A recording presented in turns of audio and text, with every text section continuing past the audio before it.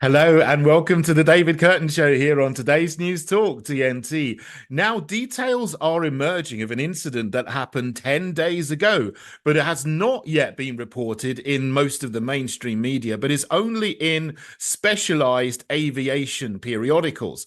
On the 15th of March, a flight from New York to Gatwick had a medical emergency where the pilot was suddenly incapacitated.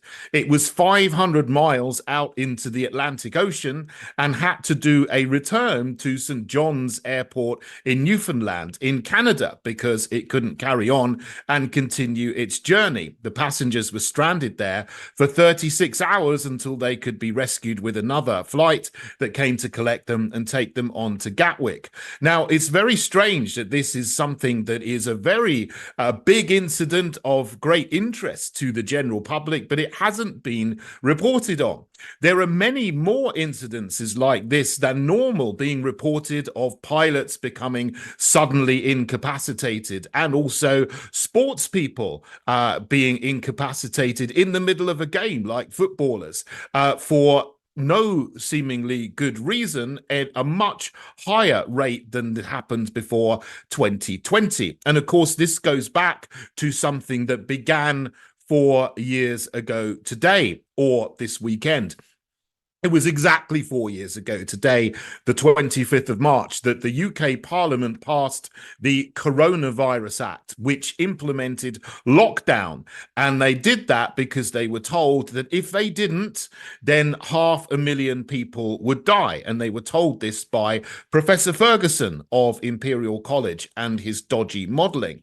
He actually changed the modelling on the very day that it was passed and given Royal Assent to saying that it wouldn't actually be 500,000 people. It would only be 20 or 50,000 people might die, which is normal for a flu season. And that's what proved to happen actually after all. But by then it was too late. MPs had passed this dreadful Coronavirus Act and they went away on their holidays with a break of Parliament and for Easter, obviously, but then it continued on because we were told there would be 2 weeks to flatten the curve, 3 weeks to flatten the curve, which turned into 2 years. Of course, the provisions of the Coronavirus Act had a 2-year limit on them, so anyone could see that there was at least a 2-year plan to keep the country in rolling lockdowns to some extent or another, and then on the back of that to introduce the injections,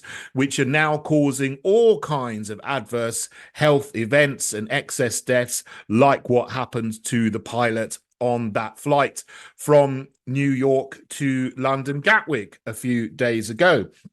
Now, of course, the people that implemented this at the very top, Boris Johnson and so others, the other people in the government, were not in the least frightened of a deadly pandemic because they made all of these restrictions under the Coronavirus Act and they were found to be partying and not distancing from each other like they told everyone else to in 10 Downing Street, and that led to collapse in their support, among other things. Lockdowns were appalling, and even now people who supported the injections are quietly refusing to get their booster shots. I hear that the take up for the latest booster, whether it's the 5th or the 6th booster, I don't know what number we're on at the moment, is down to below about 10%. So I think everybody has caught on with this.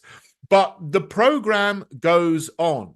And this is also related to the big story at the moment, which is really taking up the headlines in most of the UK press, which is the ongoing saga of King Charles's health and Kate Middleton or Windsor Mountbatten's health, whatever last name you give to her. Obviously, she's come out with this video that some people are questioning where she says that she has cancer.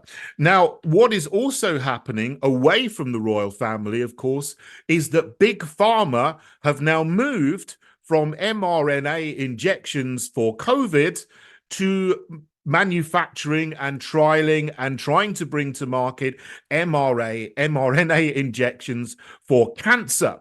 Just recently, Imperial College of where Professor Ferguson's fame, and he's obviously linked to them. He worked for Imperial College when he made the modeling, have just started a trial of mRNA vaccines, which is linked to Moderna, one of the companies that originally created the mRNA vaccines for COVID. They're now trialing this for cancer. Moderna have apparently a 10-year agreement with the British government in order to manufacture mRNA treatments in the UK. And they're receiving huge amounts of money from the government to do this. And they are getting fast-tracked through the academic institutions. So whatever happened 4 years ago, and we can see through what happened with the lockdowns now, the effects of this are real on real people, like footballers and pilots that we sometimes hear about in the mainstream media, but also hundreds of thousands and maybe millions of people in this country that we don't hear about, who have got injuries and have died early because of the effects of these injections. And the appalling thing is that this is still being propagated by the establishment and the institutions connected with the establishment, who are getting money to continue perpetrating these things against the best wishes against the best interests of the people of the United Kingdom. And it's the same around the world as well. We need to stand up and continue calling out these things and saying what is really going on, so that we don't have another lockdown and another spate of hundreds of thousands or millions of injuries from new mRNA technologies, which are no good for ordinary human beings. This is today's News Talk, TNT. The latest headlines waiting for you. I follow the news pretty much throughout the day. Today's News Talk Radio, TNT.